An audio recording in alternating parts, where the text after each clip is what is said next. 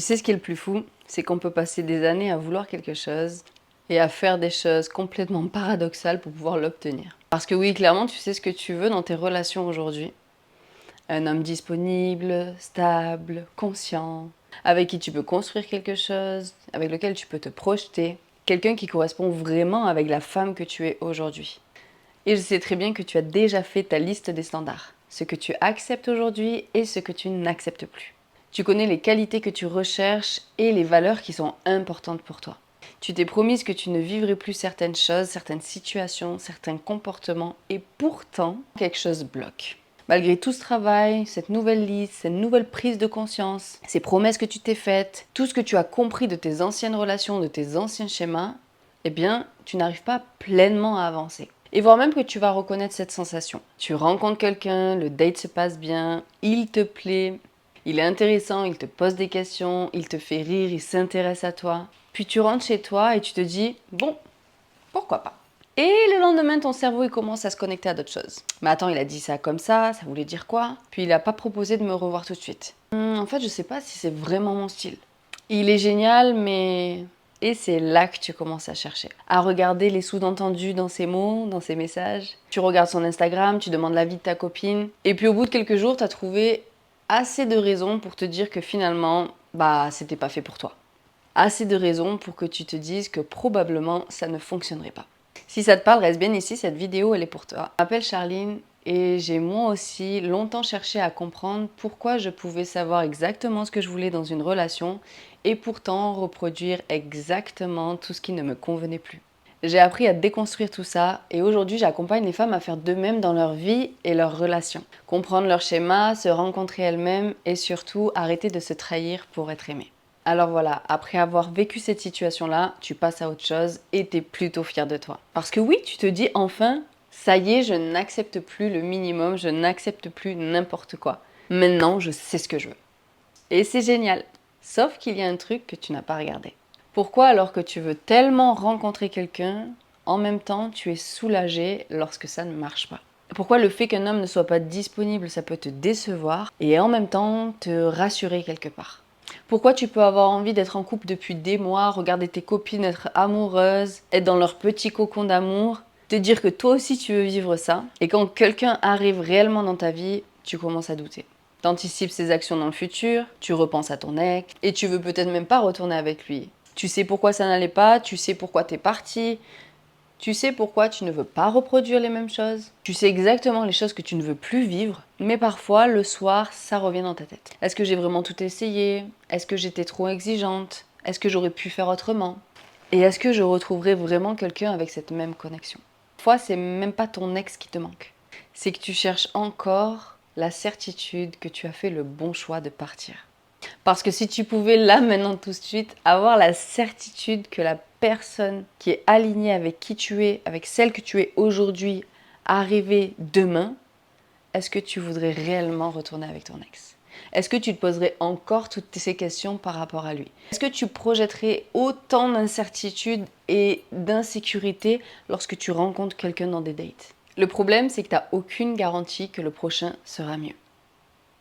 Si tu regardes les faits, si tu regardes la réalité, c'est clairement ça. Et c'est clairement inconfortable parce que tu as cette part de toi qui a envie d'avancer, mais en même temps, elle a peur parce qu'elle n'a pas la certitude. Peur de quitter quelque chose que tu connais pour quelque chose d'inconnu.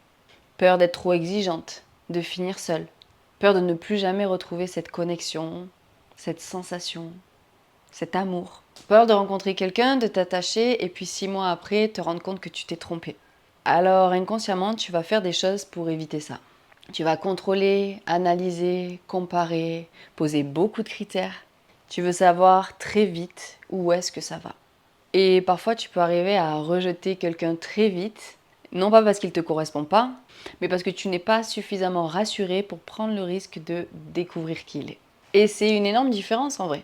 On a cette tendance à vouloir se protéger, à être sûr avant d'y aller, et se couper de cette part de spontanéité, de se laisser vivre, de se laisser découvrir, par peur de revivre certains schémas, par peur de revivre certaines souffrances. Et en réalité, inconsciemment, on va se les faire revivre sans le vouloir. Et en réalité, tu peux avoir des standards et finalement ne pas être disponible émotionnellement. Et si c'est le genre de sujet qui t'intéresse, pense à t'abonner parce que c'est exactement ce que je partage ici. En réalité, tu peux savoir exactement ce que tu veux, mais finalement rester fermé à ce qui ne ressemble pas à ce que toi tu aimerais recevoir. Que ça ne ressemble pas à ce que tu avais imaginé, à ton idéal. Et au fond, tu peux te dire, je veux un homme qui me choisisse. Mais en même temps, ne laisser aucune place à quelqu'un avant d'être certaine qu'il va te choisir. Tu peux te dire que tu veux une relation profonde et avoir peur de montrer certaines parties de toi qui justement vont créer cette profondeur. Tu peux te dire je veux être désiré, puis quand quelqu'un arrive et qui te désire vraiment, tu te demandes ce qu'il te trouve, voir quelle est sa vraie intention. Tu peux te dire que tu as envie de lâcher prise, mais avoir ce besoin, par exemple, dès le 3e date, de savoir exactement où va l'histoire, est-ce qu'il y a un avenir. Et il me semble que c'est très paradoxal de vouloir une chose et d'agir complètement à son inverse. Parce que finalement, être disponible émotionnel, c'est pas ne plus avoir peur. C'est pas faire les choses depuis un espace complètement serein, mais c'est de ne pas laisser ces espaces choisir à ta place. C'est de pouvoir t'autoriser à rencontrer un homme, à rencontrer une personne sans avoir la certitude qu'il gonna be the one. C'est pouvoir te dire, je sais pas encore, mais c'est pas grave, je me sens en sécurité avec moi-même. Je vais voir comment je me sens avec lui. Je vais regarder si ses paroles et ses actes sont alignés. Je vais lui partager, lui exprimer ce dont moi j'ai besoin. Je vais lui montrer ce qui est important pour moi. Et je vais voir comment il réagit face à tout ça. Je vais apprendre à le connaître et apprendre qu'est-ce qui est important pour lui également. Et si à ce moment-là je décide de partir, c'est que je le fais parce que j'ai réellement confiance en moi et que je sens que cet espace-là n'est pas aligné. Et je pense que c'est plus utile de faire ça aujourd'hui que de refaire des listes encore et encore afin de trouver la personne qui va arriver faite sur mesure pour nous. Bien évidemment qu'il est nécessaire de savoir ce que tu désires, ton envie, avec qui tu aimerais partager ta vie. Mais également te détacher de tout ça pour laisser la vie créer le jeu avec toi. Pour laisser la vie t'amener les bonnes personnes. Te rappeler que tu es une personne qui attire à elle lorsque tu es dans le détachement. Sinon, tu vas rentrer dans le forcing, dans le chasing, et je pense que c'est à ce moment-là que tu t'éloignes de qui tu es réellement. Parce que tu ne regardes plus à l'intérieur, mais tu vas regarder à l'extérieur ce que l'autre te propose. À ce moment-là, tu perds un peu le sens. D'ailleurs, dis-moi si ça te parle en commentaire, comment est-ce que tu te retrouves là-dedans? Parce que quelque part, je pense qu'on peut rencontrer des gens qui ne matchent pas directement avec ton idée de départ. Et au lieu de te dire que c'est pas pour toi, peut-être te demander est-ce que je pense qu'il est incompatible avec moi ou est-ce que c'est juste différent que ce que j'avais imaginé? Est-ce que ça sort de mon idéal? Parce que c'est à ce moment-là que lorsque tu vas rencontrer quelqu'un et que tu vas choisir de partir, tu vas le faire depuis un espace de confiance. Et tu ne vas pas paniquer à l'idée de ne pas trouver mieux. Tu ne vas pas paniquer à l'idée de te retrouver toute seule. Tu ne vas pas paniquer à l'idée de te dire qu'ils sont tous les mêmes. Mais ce sera fait depuis un espace beaucoup plus stable à l'intérieur de toi.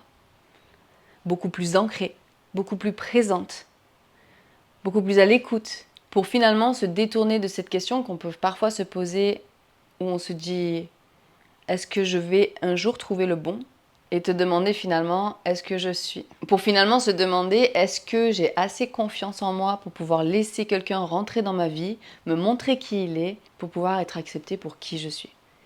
Et c'est absolument à cet endroit-là que l'on va créer des relations où on va arrêter de se demander si on s'est trompé ou si le bon existe pour nous.